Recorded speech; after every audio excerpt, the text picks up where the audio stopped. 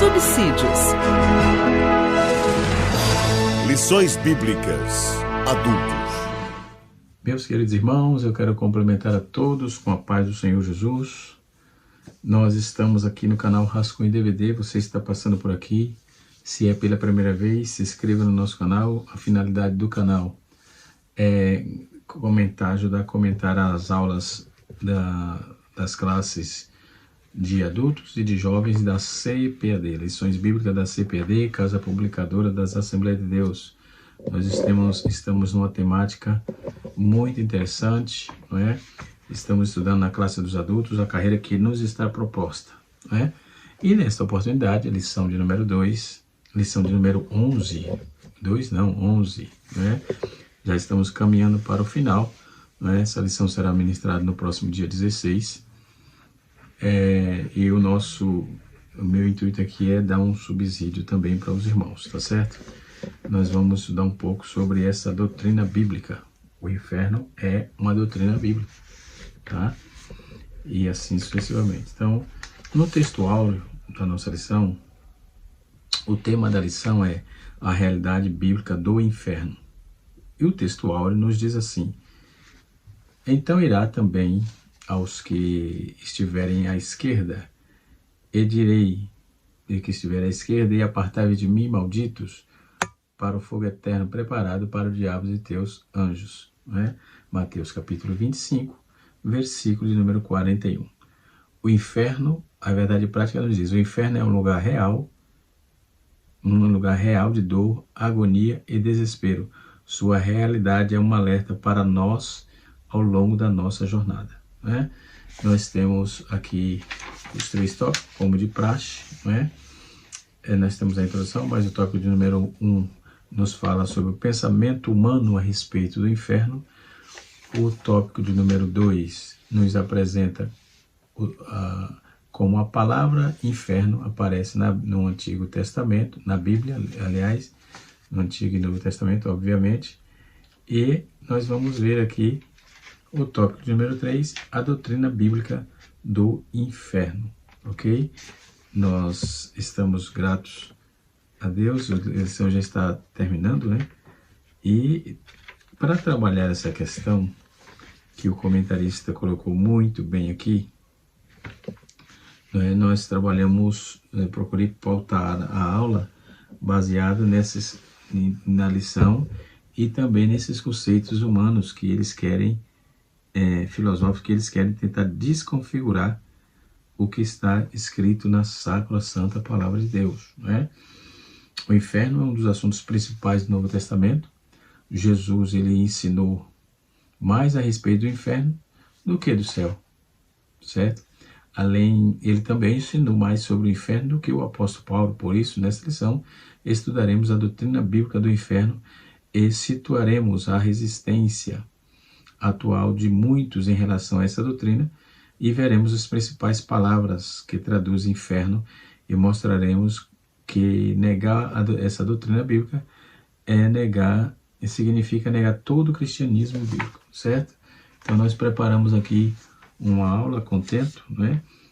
A lição também está muito palpitante, muito boa, né? E esse debate sobre o inferno tem recebido diversas vezes, né? Tem sido aí recendido diversas vezes por vários pregadores, debatedores, conhecidos e desconhecidos, né? Tem procurado suas versões acerca do inferno, mas recentemente vamos ver um preletor para jovem que negou o inferno, seja real ou eterno. Alguns de seus livros têm traduzido em nossa língua, né? Bem como uma série, né? Chamada Noma. Estou tratando aqui de Rob Bell. O Rob Bell recentemente causou estranheza sobre isso, né? No mundo cristão, afirma: Deus amoroso jamais sentenciaria almas humanas para o inferno. Sim, mas se esquece que Deus é amoroso, mas é justo. E ensinou que todos que pecarem e não se arrependerem serão lançados no lago de fogo e do inferno. Certo? Está escrito dentro da palavra de Deus. Então Deus não vai passar a mão na cabeça de ninguém, uma vez que já está todo mundo avisado, né? O mundo inteiro está todo avisado que o Senhor é justo, não é? E a sua justiça não folga com a malignidade do homem, não é? Parece que tem sido moda isso aí, o ressurgimento de antigas heresias, que nega a existência, a eternidade do inferno, nega a existência do inferno, nega a eternidade dele, e tudo em nome de anunciar uma mensagem que tangila aí como o bem-estar, principalmente com a filosofia pluralista, a pseudo-tolerância do século XX, desse século, do nosso século que estamos vivendo, século XXI, e também da teologia generosa, né? No canal Rascunho Teológico eu tenho 5 vídeos sobre essa demanda, sobre a teologia generosa, sobre liberalismo teológico, essas visões obscuras, né, que estão tentando ressuscitar para trazer hoje essa problemática. Dentro desse campo também tem um livro aqui de Ricardo Goudi, Proibido Proibir, e tem outros que está saindo hoje mesmo. Eu vi um na Amazon, não é? Dinheiro, fama, coisa assim, tem tirado o povo da igreja. Esse livro também retrata muito bem isso, não é? É proibido proibir, a Bíblia permite e a igreja proíbe, não é? Não é bem assim, mas é assim que é o título do livro. Deixa que depois eu coloco. E assim sucessivamente, e outros materiais que aqui temos. Mas a doutrina, a palavra hoje, a aula hoje é sobre o inferno, e nós vamos trazer aqui o inferno propriamente dito, o que ele significa, né? Tentar desconfigurar a doutrina do inferno é sair do cristianismo, desistir do cristianismo, né?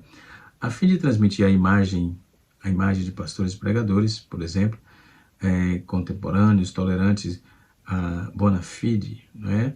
Ou seja, a boa fé, né? Esta base tem formulado, reformula aí a base do amor de Deus, né? Ensinando que um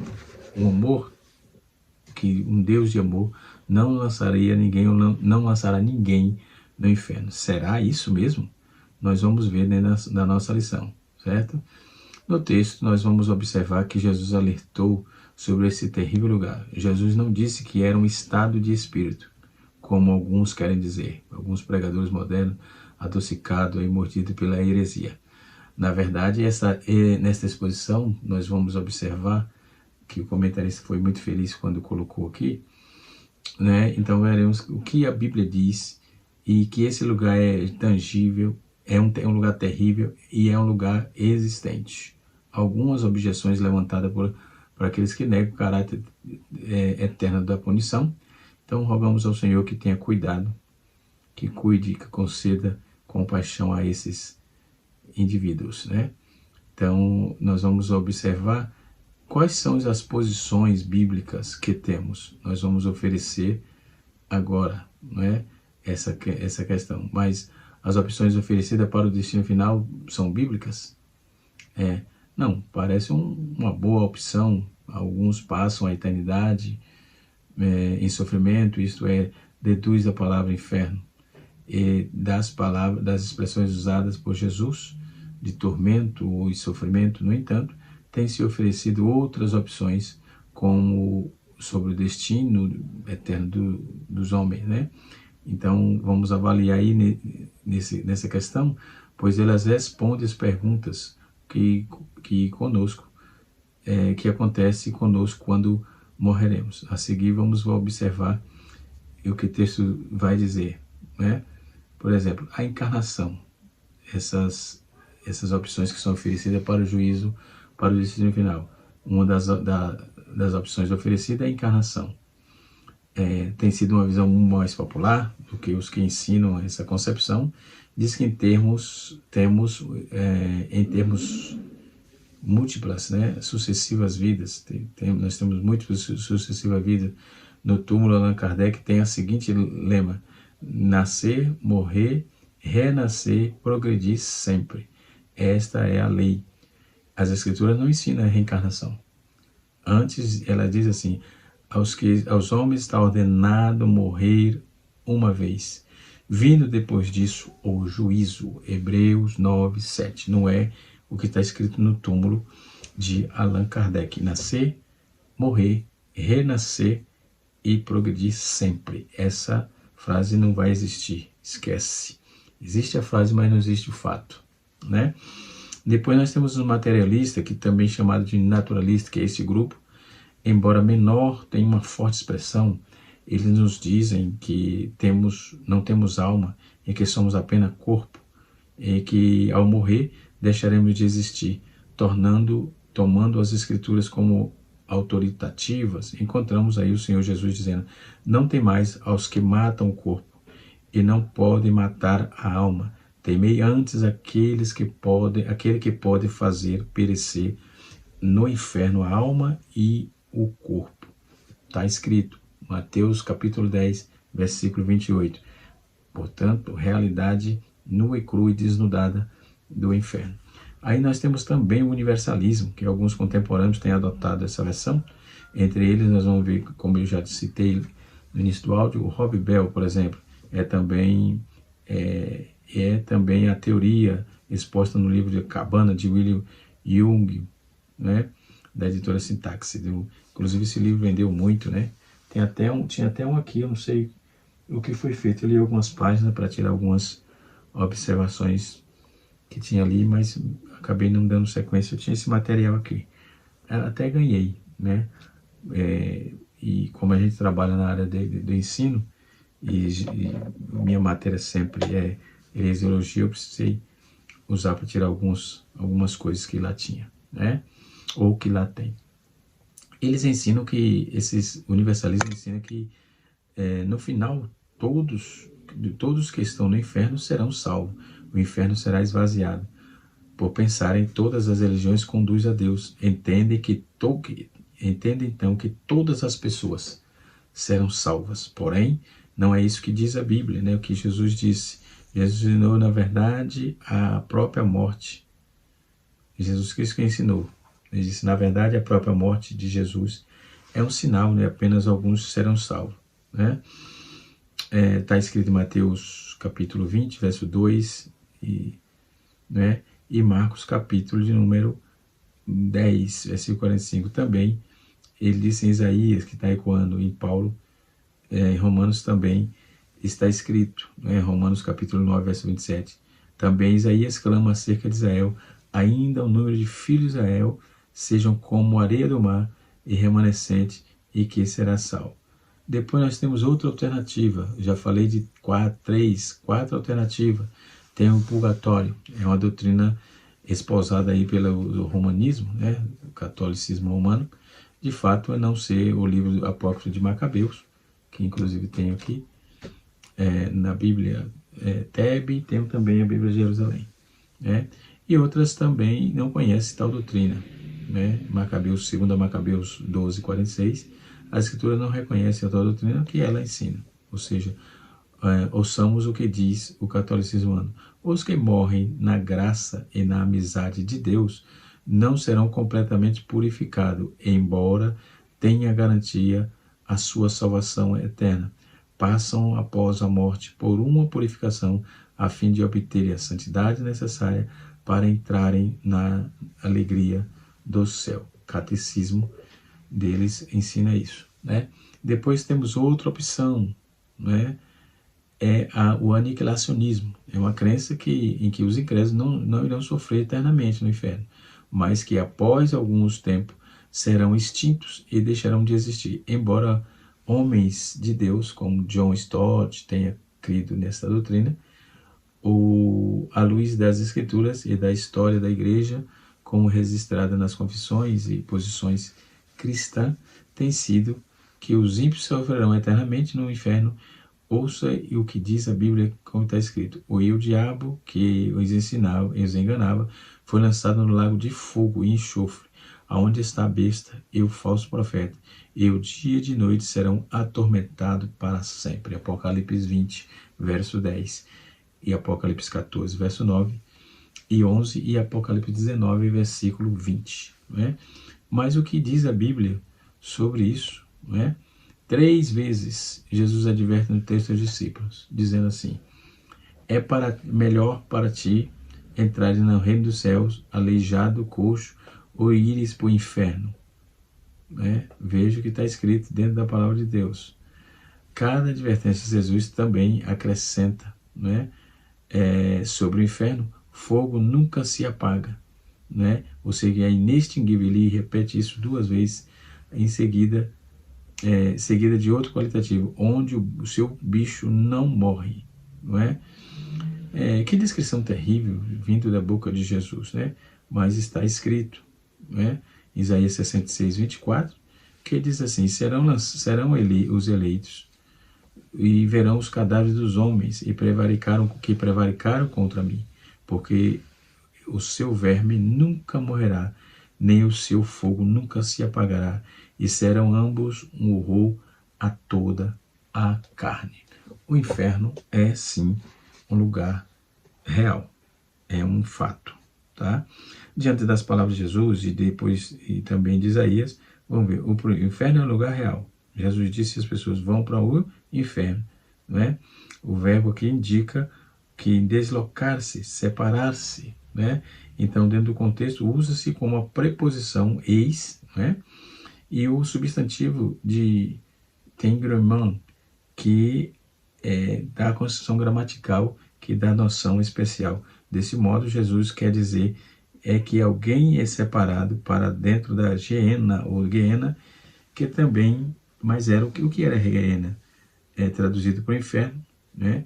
Uma palavra que dá referência a esse lugar chamado Vale de Inom, e que Jesus pegou e fez comparação àquilo, onde tinha aqueles lixões, né, de Jerusalém, lixão de Jerusalém, e aquilo ali, aqueles negócios nunca pagavam, e tem várias teorias acerca disso, mas o certo é que Vale de Inom era aquele lugar, né? Em Josué capítulo 15, verso 8, Josué 16, 18, 2 Reis 23, 10 e 2 Crônicas 2, 33, 2 Crônicas 33, 6, fala sobre esse vale. Ficava no sul de Jerusalém, e lá os antigos judeus apóstatas, né? Eles sacrificavam seus filhos ao deus Moloque, conforme está escrito em 2 Crônicas 16, 3, e 21, 6, e Jeremias capítulo 7, né? O rei Josias, que impôs o fim nessa prática, e transformou o lixão da cidade, ele transformou em um lixão da cidade, e ali eram jogadas as carcaças de animais, e eram queimadas dia e noite. Então Jesus fez referência que o inferno seria igual àquilo, que não teria fim, que queimaria dia e noite, e o bicho nunca se apaga, o fogo nunca se apaga. Havia um fogo por baixo, noturno, no monturo, no lixo, e que não faltava carniças, nunca deixava de haver vermes ali, que é os chamados bichos, né? Jesus fez referência. Não serão tão naturalistas assim. Jesus fez uma observação dentro da sua parábola, que aquele lugar seria o inferno seria igual àquele lugar, né? Que é também chamado Vale da Matança, no capítulo 7 de Jeremias, verso 32, capítulo 19, versículos 6 e 7, né? Então, e ao dizer que então os ímpios vão para a Geena, ou seja, o inferno, tem a ideia acerca desse terrível lugar, que de certo não havia outra figura para demonstrar tão terrível e miserável é o inferno. Quão terrível e miserável é o inferno. Jesus sabia daquele lugar e fez esse uso de figura aí, essa observação. O segundo lugar da consciência, por exemplo, ao olhar melhor isso, aquele lado, Jesus revela: aqueles que vão para o inferno estão conscientes de suas escolhas. Poderia ter escolhido ficar sem uma mão, um pé ou um olho para entrar no céu, no reino de Deus, mas preferiram perder a vida, semelhantemente a imagem apresenta dentro de Mateus capítulo, dentro do seu texto, capítulo 42 aqui, tá?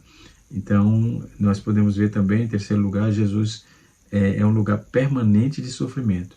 Segundo lugar, o inferno é um lugar de consciência. O inferno é um lugar de... primeiro, o inferno é um lugar real. Segundo, é um lugar de consciência. E terceiro, é um lugar de permanente sofrimento. Tá certo? Então, quando Jesus diz que o fogo nunca se apaga e o verme nunca morre, ele aponta para uma realidade permanente e mantém o fogo aceso, é a existência material para a combustão. O inferno não faltará material para a combustão. Claro que usa a referência de fogo, pode ser muito mais falado de sofrimento, fala de sofrimento, de juízo divino, de chamas literais, né? É o que está escrito na Sacrossanta Palavra de Deus. Então, quarta figura, o inferno é um lugar da ira de Deus, né? O inferno é um lugar da ira de Deus. Quando Jesus diz o fogo nunca se apaga, isso não fala apenas de sofrimento, mas também da ira de Deus. Em mais de 600 lugares, passagens na Bíblia, a Bíblia fala sobre essa ira, mais de 600. Então, no caso específico do inferno, o fogo não é purificador, mas o fogo da ira de Deus. Em alguns que costumam colocar os atributos de Deus uns contra os outros, como se porventura algum atributo de Deus prevalecesse sobre os demais. Isso nunca vai acontecer. Quinto, que é o inferno. Jesus ensina que é possível livrar-se da ira de ir para o inferno. Quando ele diz, melhor é isso do que aquilo. Jesus aparenta dizer que, de uma maneira, lançado no inferno, deixando o contexto aí dentro dessa visão. Então fica claro que os seguidores de Jesus, porque renunciaram os seus pecados e negaram a si mesmo, tomaram a sua cruz e até mesmo perderam a sua vida por amor de mim, Jesus disse, né, dentro do seu evangelho, Mateus capítulo 8, versículo 35, capítulo 8, versículo 34 também, e assim ao fazer a comparação entre o que é melhor, né, para a vida, né, o que Jesus coloca essa questão aqui, tá certo? E assim sucessivamente. Então, existe o inferno, é real e não tem como negar essa sã doutrina. Vamos para a lição propriamente dita, né? Dentro dessa visão, nós vamos dar sequência aqui na nossa aula. Então, o comentarista usa aqui o pensamento humano a respeito, ele diz assim, pensamento humano a respeito do inferno. Os filósofos, como eu já trouxe algumas coisas, universalismo, tudo aquilo que eu já trouxe, está dentro desse bojo filosófico, teológico aqui, de mente cauterizada. E vivem de incredulidade, dominados pelos poderes das trevas desse mundo, nem negam de forma prontamente a realidade do inferno. Os filósofos humanistas dizem afirmar que a Bíblia da existência, da existência ao inferno não é compatível com os valores éticos modernos. Teólogos modernos, pós-modernos, negam a inspiração, como eu já disse isso aí. Aí nós temos o universalismo, que eu também já trouxe, e mais outros conceitos romanos e seculares que eu também já trouxe aqui, tá certo? Depois nós temos o segundo tópico, como a palavra inferno, como é que ela aparece, né? No Antigo Testamento, a primeira palavra eu trouxe, além da revista, eu trouxe mais um contexto aqui, o que significa Hades, Seol, Geena e Tártaro.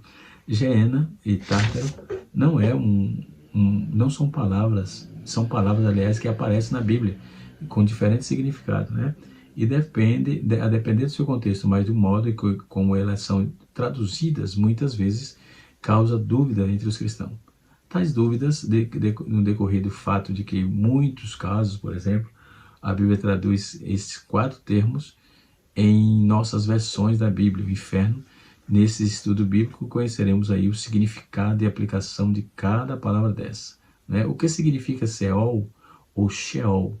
Sheol é uma palavra hebraica utilizada mais de 60 vezes no Antigo Testamento. E a raiz de Seol a derivação é incerta, né? Alguns consideram que a palavra Seol deriva da raiz que significa interrogar, transmite a ideia de um lugar ou estado de interrogação, e outros defendem que Seol deriva da raiz que significa convacidade, no sentido de profundeza, transmitir a ideia de lugar profundo, né? Seja como for a raiz que o termo Seol se origina, não nos impede de entender o significado da sua aplicação, né? E o que é a palavra, nós devemos ver que existem diferentes aplicações para a palavra Seol. Primeiro, é um lugar de castigo para o ímpio, não é? Pode ser onde a ira de Deus arde como fogo. Deuteronômio capítulo 32, versículo 22. Salmos 9, verso 17 e Salmo 55, verso 15. Provérbios capítulo 15, versículo número 11 e 24. Segundo, a própria sepultura onde todo homem, seja ímpio ou seja justo, um dia descerá e com seu corpo ao morrer, em Gênesis capítulo 44, verso 29 e 31, e 1 Reis capítulo 2, versos 6 e 9. Né? E terceiro, é o estado de morte, ou seja, a existência desencarnada da alma. É um período em que a alma fica separada do corpo, aguardando a ressurreição, seja para a bem-aventurança ou para a condenação eterna. Geralmente, alguns estudiosos referem esse período como estado intermediário dos mortos, né? E assim sucessivamente. Quanto a este último significado, nós vamos ver que há uma observação tanto justo como os ímpios, ao morrerem, eles entram no estado de desencarnado, né? Porém, vale enfatizar aqui que há uma diferença bem grande aos dois casos. O ímpio, em seu estado desencarnado, permanece no lugar de tormento, aguardando a ressurreição do seu corpo. Então ele comparecerá diante do trono do tribunal de Deus para ser julgado e condenado eternamente ao lago de fogo. E o inferno, este é o final. Já o redimido, ao morrer, ele vai estar com Cristo no céu, onde descansa das tribulações da vida terrena. Ele aguarda a ressurreição do seu corpo para habitar com Deus no novo céu e na nova terra durante a eternidade. Outra palavra, o que significa Hades? Hades é um termo grego, mais próximo do hebraico do Sheol. A maioria das vezes Hades é utilizado na Septuaginta, por exemplo, a versão grega do Antigo Testamento, para traduzir o termo Sheol. Todavia, a palavra Hades é encontrada originalmente no Novo Testamento, qual foi escrito em grego. Então, tal como o termo Sheol e Hades, possui significado diferente conforme o contexto determina. Nós vamos ver na parábola de Rico e Lázaro que Hades significa um lugar de tormento para os ímpios. Em Lucas capítulo 16, nesse caso aqui, Hades pode ser traduzido também como inferno. Então, desde que se entenda que não se trata de inferno em seu estado final, tá?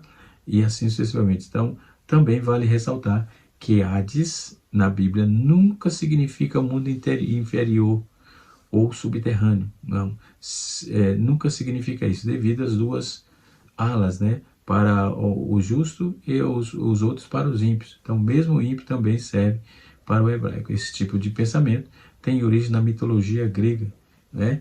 Onde havia o conceito de Tártaro e do Eliseus, né?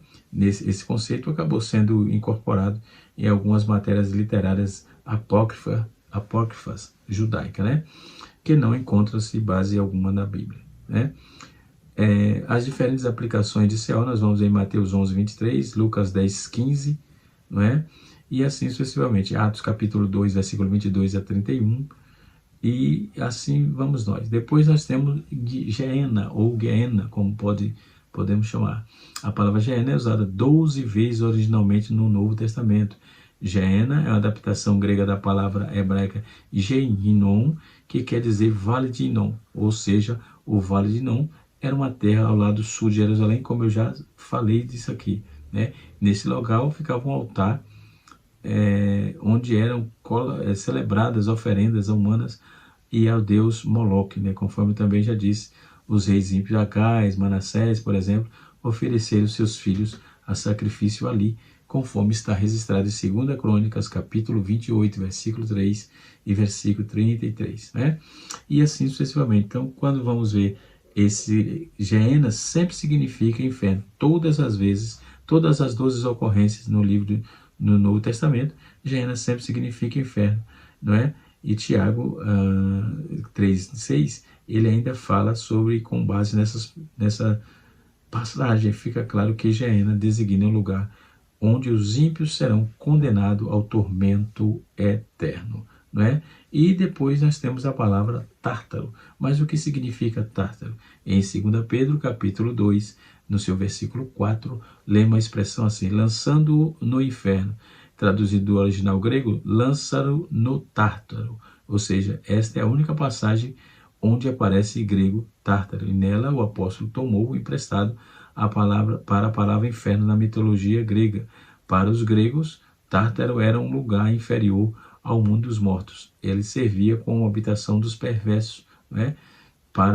Então, para os gregos, Tártaro era um lugar onde os piores homens eram mantidos e outros em tormento eterno, né? Então, como já dissemos, na mitologia grega, Tártaro era o posto dos campos elíseos, né? Nesse último, segundo a cultura grega, pessoas bondosas repousavam após a morte, esse campos elíseos, né? E assim sucessivamente. Então, Pedro traz a visão e utiliza a palavra Tártaro em sua epístola e não está ensinando nem o mesmo provando os conceitos da mitologia grega. Ele apenas utiliza o termo Tártaro para expressar o lugar de seus, para expressar na linguagem de seus leitores, obviamente, né? E o que a Bíblia diz sobre o inferno? Segundo a Bíblia, o inferno será uma habitação de todos aqueles que foram condenados ao castigo eterno, né? Todos que foram condenados ao castigo eterno, a Bíblia refere-se ao inferno, tanto ao seu estado atual, onde os ímpios já estão sob tormento enquanto aguardam a ressurreição dos seus corpos, como no seu estado final, também chamado de lago de fogo, onde os ímpios juntamente com o diabo e seus anjos serão eternamente castigados após o juízo final, né? E assim sucessivamente. É muita informação sobre o assunto, né? E assim vai, o tempo já passou, né? Vamos finalizar aqui para o vídeo não ficar muito longo, não é? No Antigo Testamento nós vamos 3 palavras gregas aqui, já falei, Seol, Tártaro, Guiena, já resolvemos isso aqui. Outro sim, a doutrina bíblica do inferno, para finalizar. O conceito bíblico inferno, em Mateus 25, 41, inferno é o lugar real, não é? E Deus, o Deus justo e bom, jamais faria um lugar para ser o humano criado, para o ser humano criado e a imagem e semelhança de Deus, mas sim para o diabo e seus anjos que se rebelaram contra ele, não é? Entretanto, quando o ser humano despreza a sua palavra, colocando-se sobre o governo de Deus, do Deus do século, o diabo, ele também está sentenciado e destinado a esse lugar. Não tem o que fazer. É o que está escrito na palavra de Deus, né? E diz assim, no mesmo lugar de Satanás e seus demônios. 2 Coríntios, capítulo 4, verso 4. Então, o que essa doutrina ensina? Ensina a realidade do inferno, é um ensino inteiramente bíblico. Mateus 10, 28, 23, 33, Marcos 9, 43, Lucas 12, 5, né?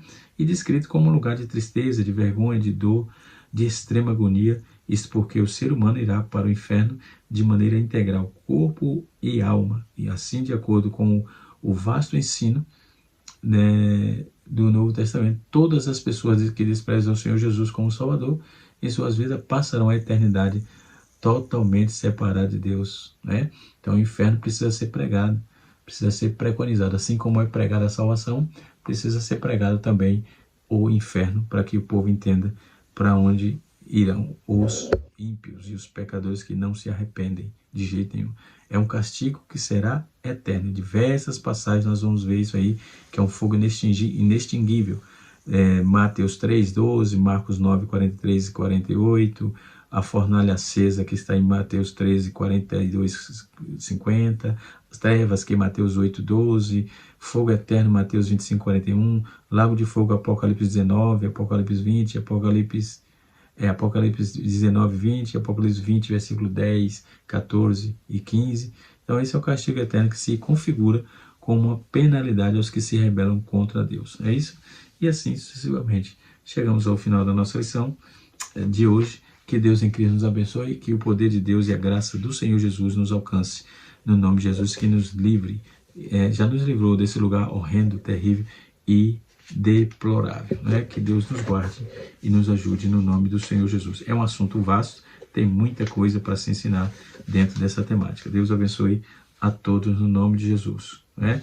E até a próxima, se Deus assim nos permitir. Canal Rascunho DVD ensinando para transformar vidas.